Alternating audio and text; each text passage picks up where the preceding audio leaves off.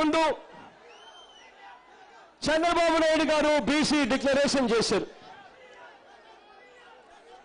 2012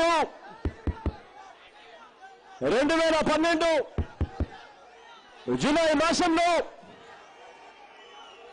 చంద్రబాబు నాయుడు గారు బీసీల డిక్లరేషన్ చేసి ఎన్నికల మేనిఫెస్టో తర్వాత ప్రవేశపెట్టాడు. చంద్రబాబు నాయుడు గారు ఎన్నికలకు ముందు 2014 ఎన్నికలకు ముందు తాను చేసిన బీసీ డిక్లరేషన్కు దిక్కులేదు.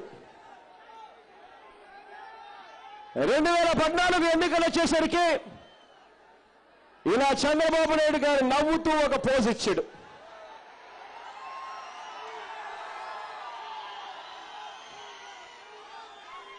ఎన్నికల మేనిఫెస్టో, ఎన్నికల ప్రణాళిక అని చెప్పి ఒక బుక్ని చూపించాడు. బీసీ కులాలకు సంబంధించి ఈ బుక్లో 119 హామీలు వాగ్దానాలు చేశాడు. మచ్చుకకు ఆయన బీసీలకు చేసిన హామీలలో ఒక మచ్చుకకు ఒక 10 హామీలు చదువుతాను. ఇది చంద్రబాబు నాయుడు గారు చేసిన ఎన్నికల ప్రణాళికలు చేసిన హామీలు. పేద పిల్లలకు కేజీ నుంచి పీజీ వరకు ఉచిత విద్య,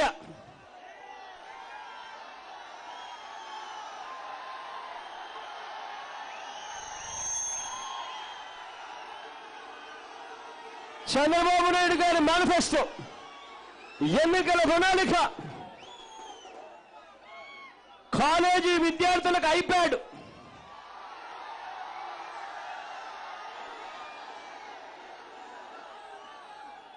కేజీ నుంచి పీజీ వరకు ఉచిత విద్య అంటే సరిపోదు అని కాలేజీ విద్యార్థులకు ఐప్యాడ్ అట.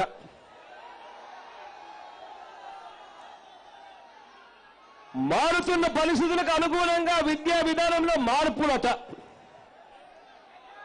ఇదే పెద్ద మనిషి చంద్రబాబు నాయుడు గారు చేసిన ఇంకా మరికొన్ని హామీలు.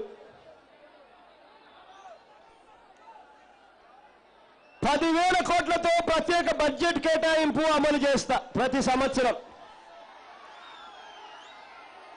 10,000 కోట్లట ప్రత్యేక బడ్జెట్ కేటాయింపులు అమలు చేస్తాం. బీసీ సప్లాన్ ప్రవేశపెట్టి అమలుకు చట్టం చేస్తాం.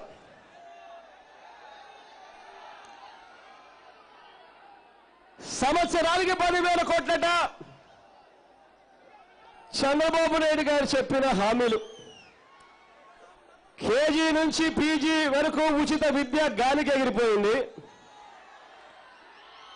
ఐప్యాడ్లు అయితే ఎక్కడ కనిపించడం లేదు. సంవత్సరానికి 10,000 కోట్లు ఎక్కడైనా కనిపించిందా అని అడుగుతా ఉన్నా మిమ్మల్ని అందరినీ కూడా నేను.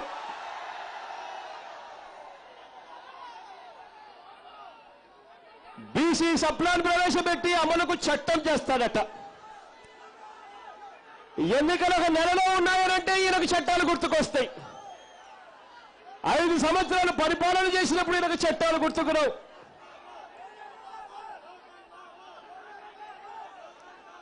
ఇదే పెద్ద మనిషి రాష్ట్ర ప్రణాళిక వ్యయంలో 25% నిధులు ప్రతి సంవత్సరం బీసీ ఉప ప్రణాళికగా రూపొందిస్తారట. రాష్ట్రంలోనే కాదట, కేంద్ర ప్రభుత్వంలో కూడా 25% నిధులు బీసీ ఉప ప్రణాళిక సాధనకు కృషి చేస్తారట. రాష్ట్రానికి దిక్కు లేదు, సప్లాన్ దిక్కు లేదు,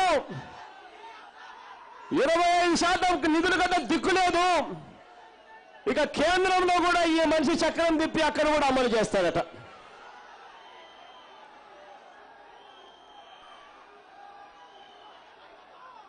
వెనుకబడిన తరగతులకు ఉన్న రిజర్వేషన్లు 33% పెంచుతారట. రాష్ట్రంలో 2,40,000 గవర్నమెంట్ ఉద్యోగాలు ఖాళీగా ఉన్నాయి. ఆ ఉద్యోగాలు నింపితే చాలు, వాటిలో ఎస్సీలకు స్థానం వస్తుంది, బీసీలకు స్థానం వస్తుంది. ఎస్టీలకు స్థానం వస్తుంది, రిజర్వేషన్లకు స్థానం వస్తుంది అని తెలిసి ఆ 2,40,000 గవర్నమెంట్ ఉద్యోగాలు నింపడానికి మనిషికి మనసు రాదు. రాష్ట్రంలో ఏది చూసినా కానీ కాంట్రాక్ట్ అంటాడు, అవుట్ సోర్సింగ్ అంటాడు. వాటిలో అయితే ఎలాగూ రిజర్వేషన్లు ఉండవు అని చెప్పి అక్షరాల బీజేపీ అక్షరాల బీసీలను దగా చేస్తాడు ఈ పెద్ద మనిషి. కానీ ఎన్నికల ప్రణాళికలో మాత్రం వెనుకబడి ఉన్న తరగతులకు ఉన్న రిజర్వేషన్లు 33% పెంచుతారట. ఇదే పెద్ద మనిషి ఫీజు రీయింబర్స్మెంట్ ఆధార్తో సంబంధం లేకుండా అమలు చేస్తారట. ఫీజులు ఇవ్వడం లేదు, రీయింబర్స్మెంట్ లేదు, ఆధార్ లేకుండా అమలు చేస్తాడని చెప్పి మేనిఫెస్టోలో మాత్రం చెప్తాడు. చేనేత కార్మికులకు 1000 కోట్లతో ప్రత్యేక నిధి అట. మరియు బడ్జెట్లో ప్రతి సంవత్సరం 1000 కోట్ల రూపాయలు కేటాయిస్తారట. అంటే 5 సంవత్సరాలలో 6,000 కోట్ల రూపాయలు చేనేతలకు కేటాయిస్తాను అని చెప్పిన డాక్యుమెంట్. ఒక్కసారి ఆలోచన చేయమని అడుగుతా ఉన్నాను.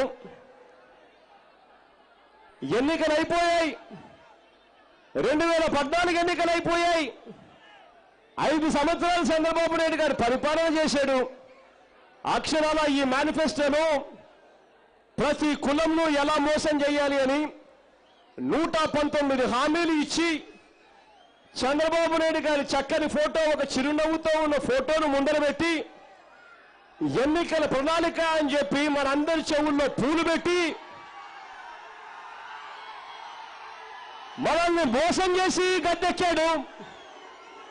గద్దెక్కిన ఈ పెద్ద మనిషి మళ్ళీ ఎన్నికలు వచ్చేసరికి 5 సంవత్సరాల తర్వాత మళ్ళీ ఇవాళ బీసీ డిక్లరేషన్ అంటాడు, మళ్ళీ ఎన్నికల ప్రణాళిక అంటాడు. ఇటువంటి వ్యక్తిని నమ్మగలమా అని అడుగుతా ఉన్నాను మిమ్మల్ని అందరినీ కూడా. నేను ఇవాళ గట్టిగా 2 చేతులు పైకెత్తి ఇలా ఇలా ఇలా ఇలా ఇలా